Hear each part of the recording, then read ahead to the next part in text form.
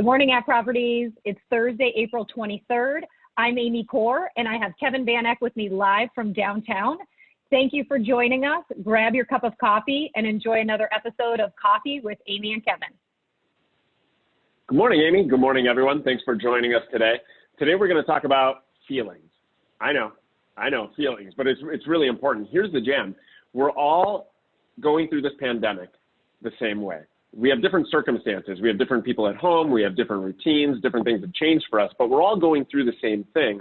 And it's really important for us to highlight how we're feeling because our emotions have changed, certainly. Whether we recognize it or not, whether we admit it or not, we're all feeling something different as we're going through this. We've now been in nearly 5 weeks in shelter in place in Illinois. And so a lot of us are going through something we have never experienced before. So it's important to address how we are feeling. Yeah, thanks, Kevin. And I think we do need to realize, what's happening. And one of the things that I want to say is, Kevin and I have appreciated so much of the outreach that we've gotten from all of you. When we started the morning coffees, we weren't really planning on a pandemic. But when we talked with Mike and Thad, we sat down with them and they said, we really want a way to be able to communicate with our agents every single day because we don't really know what this is all about, how long this is going to be, and what people are going to need. And so what we have loved is, we, I think, have created almost a communication channel for so many of you to reach out. And, we just encourage you to please keep doing so. We want to make sure that if there are things that you need, questions that you have, and not just professionally, but even personally, that we are able to be a conduit for you to find a solution or, get the help that you need because this is definitely something we have never been through before. There's a lot of fear out there right now. There are a lot of people, and you may not be one that is specifically affected, but, your neighbors, people that colleagues within App Properties may have individuals and loved ones that are, really not well or are really being affected by the coronavirus. And so, there is a lot of emotional play that is, kind of going on right now across our communities within App Properties. And I think it's just really important for us to take a step back and realize what's happening. The other thing is that, on a dime, we were forced to completely change our routines. We didn't have a lot of time to think through what shelter in place was going to do to us, what it would mean, and how much it was going to change our daily routine. A lot of the things that we took for granted, whether it be Starbucks, whether it be our gym, Orange Theory that you showed up for every morning at 6 a.m., all of those things are no longer available to us. And so we've really had to, adapt and adjust. And I think the other thing that I am really feeling is, being at home with my family and trying to take this on myself emotionally, but also having kids that are going through this right now. And there's a whole different dynamic that's going on. I would say so many of us are dealing with this e-learning, and some schools are handling it better than others. Some parents are handling it probably better than me. But, we're all trying to kind of figure out this new normal, and we're also trying to figure out as our kids are asking us what's going on. We don't always have all of the answers. We don't know how long this is going to continue. And we really don't know what the end is going to look like. I think all we really recognize is that when we do come out of this, it's going to be a new normal. But I think we really just need to make sure we're realizing what's happening and that this does have an impact on how we feel and how we're approaching every single day. And, even for Kevin and I, we were, prior to getting on and starting to record, I think there's even therapy for us every day, being able to talk and get our morning started because our days have completely changed. So I think it's really just recognizing that we're in a shifting time and being okay with it and starting to think about how am I going to continue to move forward successfully, both from a professional standpoint and just even personally. Right. We did talk about that. I mean, this is a new routine that we've started, a new habit that we've started, right, Amy? So this has been sort of a rock for us or an anchor during the week, but there are a lot of us that don't have that. And I think one of the first steps is to admit how we're feeling, right? Because as humans, we like certainty. We like to know what's happening next. And even those of us that feel like, we thrive on randomness, we operate in randomness when we know that there is predictability. It's comfortable then for us to operate randomly when we know what to expect. And now we can't. It's hard to expect what's coming. So admitting that we know that we're feeling different or we have emotions that maybe we didn't realize before. Amy and I were talking about how we compartmentalize things. And I'm a big compartmentalizer. I'm really good at it. Amy was sharing the same, where we're able to separate. But it's really important to pull some of that out and be able to recognize it and recognize that it's okay to not be okay. It was somewhat eye-opening yesterday talking with Sohail when he shared with us that, when the shelter-in-place first came in, that he was somewhat paralyzed for a week. And when you look at Sohail, someone who is so regimented, someone who is so consistent, for someone like that to be impacted and to take a week to figure out what's happening and through all of the uncertainty, it's a signal that, it's okay to not be okay. It's okay to recognize that you're feeling differently and to not shove that down somewhere and to be able to talk with someone or share that and certainly take care of yourself. Yeah, I think on that note, Kevin, of taking care of yourself, it was probably about a year ago, we had something that came up, and it was a stressful time sort of in my family's life. And I remember my sister-in-law said to me, and it was just such a moment of clarity. And she said, when you're on an airplane and they go through, the emergency plan in case something bad happens, what do they always tell you? They tell you to put your oxygen mask on first before you assist anybody else. And she said, Amy, you need to put your oxygen mask on first right now because we need you to be feeling good, healthy, and okay in this particular situation. And, I had kind of this aha moment because I'm the type where I oftentimes would be I would put my oxygen mask on last and I'd probably be passed out and be doing no good for anyone. And so it made me kind of shift to the way that I looked at stuff. And so what I want to, recommend and suggest to all of you is make sure you put your oxygen mask on first. You have a lot of people that are relying on you, your clients, your family members, your community. So you've got to make sure that you take care of yourself. And for all of us, that could be, a gamut of things, and, you just need to decide, what does that look like for me? Let's face it, we're all out of our routines, our habits, no matter how great they were, pre-pandemic. They're kind of out of whack right now. We've had to make some adjustments. And, I think in the first few weeks, kind of to Kevin's point, the randomness was okay because, usually we sort of get back into a normal routine eventually. We don't really know when a new routine or any sort of routine on the other side is going to happen just yet. We still have a little ways to go. And so I think you have to remember, I got to take care of myself. And that isn't just taking care of my business. I think for Kevin and I, when we were talking earlier and why we wanted to sort of have this segment today is we are really pushing you to thrive on the business side of things because we want you to be successful. You need to be financially sound. And part of that is helping you make sure that you keep your business front and center. But that isn't the only thing that we care about and isn't the only thing that you have to make sure you're taking a look at in order for you to be whole and okay, 2 to 3 months out of this. You've got to start taking care of yourself, but it's your mind and your body as well. Thad referenced a couple of days ago that he has been starting to walk a lot. And Kevin and I know that because when he's on his walks, accidentally, he tends to call us with another amazing idea that we're going to be implementing. All sarcasm aside, though, he has had to create a way to make sure that he's also feeling energized. And so walking is something that works for him. It gives him an opportunity to still make his phone calls and reach out. But exercise, try to focus on doing something. My husband and I take the dog for a walk every night, mostly because if we don't, our dog will drive us crazy. But what we've found is it's actually been really great for us. And it's a way to kind of decompress at the end of the day, get out and get some fresh air. But it's also, things that you need to be doing for your mind, sort of your mental health. And then I'm a big proponent of just trying to eat well.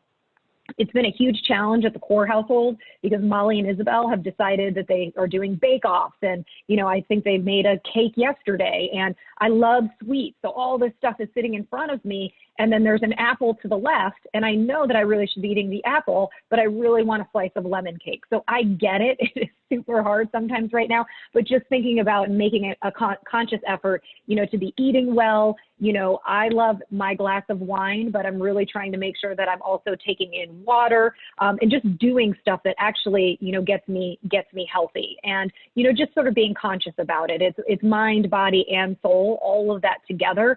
Making sure you take care of that is just super important right now. Yeah, and taking care of yourself too means, connecting with others. So this is the time, if ever, to use your support system. If you have people that you're close with, if you have people around you, don't isolate yourself, don't hibernate. And it's easier said than done sometimes. And, from my life, I have a very close friend who I've been friends with for a long time. And as extroverted as you may think I am heavily introverted. And this friend and I have a message system together where, if one of us doesn't feel like talking, but it's a wellness check just to make sure we're doing okay, we send each other a pot sticker emoji. And it sounds crazy, but that pot sticker emoji does a lot. So what I would suggest is, number one, reach out to somebody. Never has it been more okay to reach out randomly and just say, hey, how are you? And start a conversation. And if you are someone that's okay and you know someone else that might be isolating themselves or hibernating, reach out to them. And again, it's just as simple as saying, hey, how are you? I was thinking about you. And that message may make a huge difference in that person's day, in that person's life right now, when they are going through all of these emotions. Yeah, to that point, I reached out to a friend of mine, and we hadn't chatted in a while, but she actually is somebody who has a lung issue, and she's my age. And so I reached out to her just to say, hey, listen, I'm just thinking about you. I can't tell you how much she appreciated that. But then also, in our conversation or our text back and forth, I found out that both of her parents were in the hospital, thank God, are doing okay, but with the coronavirus. So you just don't know who you're affecting and how. So it's, as you're thinking about people, take that next step and do reach out, because it's so important. The other thing that I really want to, encourage is to, limit the news. And I know that that's sort of silly, but when we first got into this, I had CNN in the background, every day, because I felt like I needed to be kind of in the loop on, when big news was breaking, because, Kevin and I are hot reporters now, just kidding. But I just felt like I needed to sort of be in the know. And it wasn't until probably about 2.5 weeks in, and Anthony Cuomo was on, the governor of New York, and Isabel came down, my daughter who's 10, and she said, oh, this guy's on again. He is so depressing. And it gave me pause, because I thought, you know what, you're right. All he's talking about is the same old stuff over and over again that we kind of already know. And so I suddenly made it an intention to turn off the news, sort of turn off all of that stuff that was going on and all of the static that was in the background. And I still check in and I look at stuff, but just make sure you set intentional times when you're checking into the news or even social media. That can also be a rabbit hole that you can go down. And then also, as we are people that are trying to be connectors in our communities and with our sphere, just be careful of the stories that you do hear and choose to kind of reshare with other people, because there's a lot of stuff swarming out there right now. So just make sure you've got really good news sources and where you're getting your information, are valid spots. I think that's really important, because you have an impact right now and people are listening to you. So, but I would just say, just be careful about not going down that rabbit hole of too much of the news. I think part of, us getting through this is finding other things that create some positivity in our day-to-day. Yeah, it's funny. You mentioned watching CNN for, a week long straight. For me, it was very much at night or first thing when I woke up, going through the New York Times app, and all of these news sources now, it's like a live ticker, like you were saying, Amy, where people, it's up to the minute. You are getting new updates on everything that's happening around the world. And it does have a huge impact. And for me, that was really overwhelming one night. It was like midnight or 1 a.m. I couldn't sleep. And I was just scrolling and reading these news stories. And I made a conscious decision to shut it off, because I realized how it was impacting me and how I felt.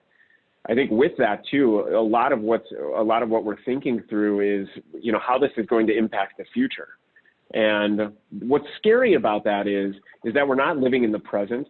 We're projecting what might happen in a month or 2 months or 6 months or 12 months, and that could be personally or professionally. And we're creating our own anxiety about what that looks like in a year when we really don't know. We can't control what's coming. We can't control what's happening. So the suggestion would be to stay in the present. And what does that mean? That means, really focusing right now on habits, focusing on routines right now, today. What are the actions you're going to do?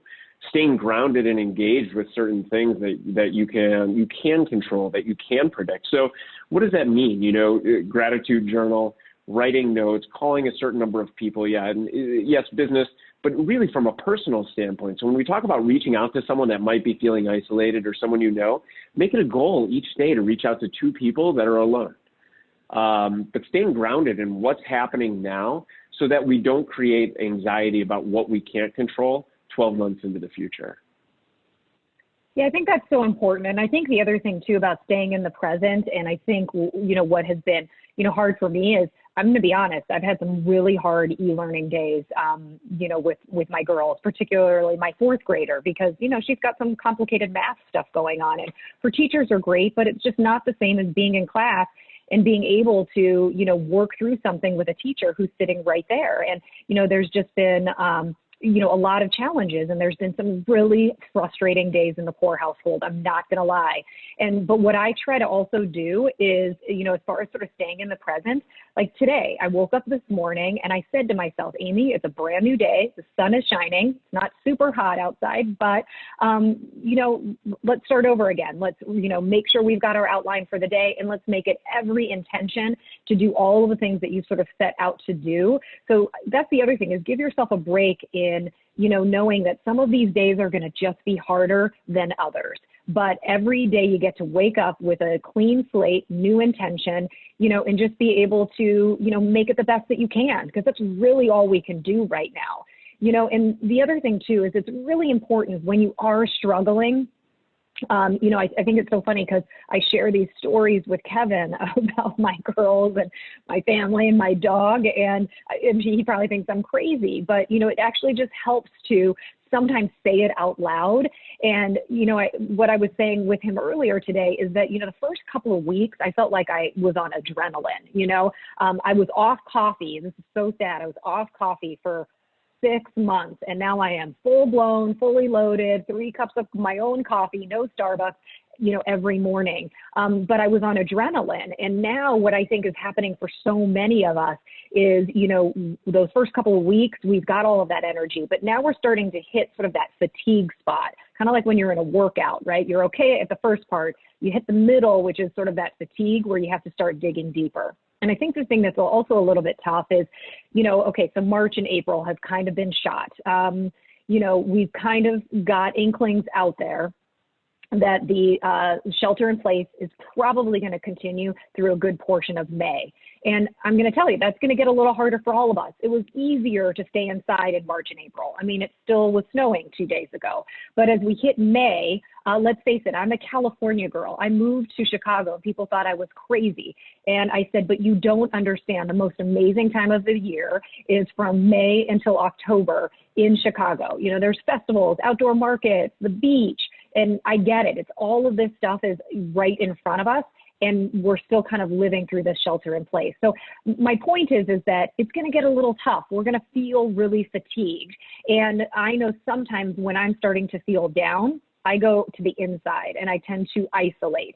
And so I really want to encourage you to make sure that you are reaching out and you're eliminating sort of that isolation and that little bad voice in your head that, doesn't always help you make good choices or really motivate you to move forward. And it's reach out to us. I think we've become such a great platform for you to, send us what you need anonymously, not anonymously. We're here. I always say that we're one big family, but right now it's a big tribe, and we need to help every one of us. And we need to know what you need, what resources you need, how we can be helpful to you.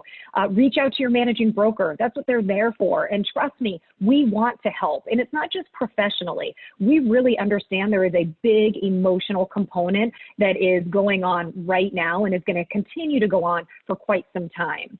If you're trying to decide, God, should I talk with somebody else? Again, Kevin and I were joking. My gal is Ginger. She's my therapist. I talk to her every couple of weeks. She keeps me grounded. Right now, she's keeping me sane.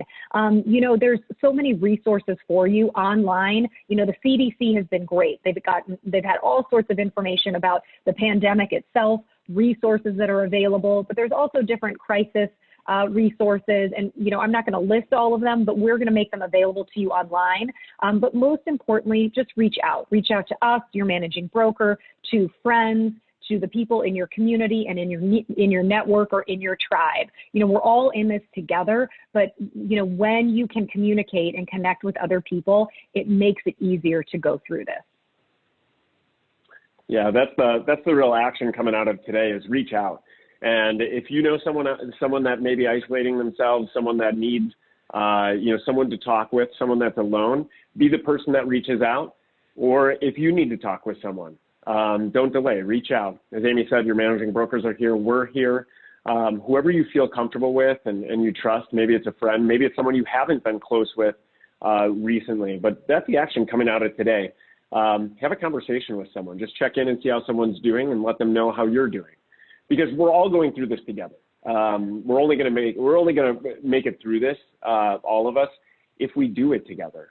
And reaching out for help, there's this thing when it comes to mental health, when it comes to admitting that we need help, there's a stigma that surrounds that. And it's negative, and it's really painful or damaging because if we could get over the stigma of, the image we have to have, whether it's personally in terms of being strong and being a rock and being confident all the time, or whether it's the image of being a super successful broker where, it's tough to admit that maybe our business isn't as successful, or as we're watching other agents closing deals during this time and we're not. There's this stigma that we don't want to admit that. We don't want to ask for help because it may make us look weak, and that is certainly not true. The reality is we all need each other. So if you do need help, reach out. If you know someone who needs help, reach out to them. And again, if we stick together through this, whether it's, within App Properties, within our families, within our communities, our support circles and those around us, we're only going to be stronger when we come through this if we help each other pull through. So thank you for joining today. Amy, good conversation. Good, if you have any feedback for us, email us at coffee@appproperties.com. We have the links in the email here for resources, but use us as a resource. Yeah, absolutely. Thanks, you guys. Hang in there. Make it a great day. The sun is shining, and we're here for you.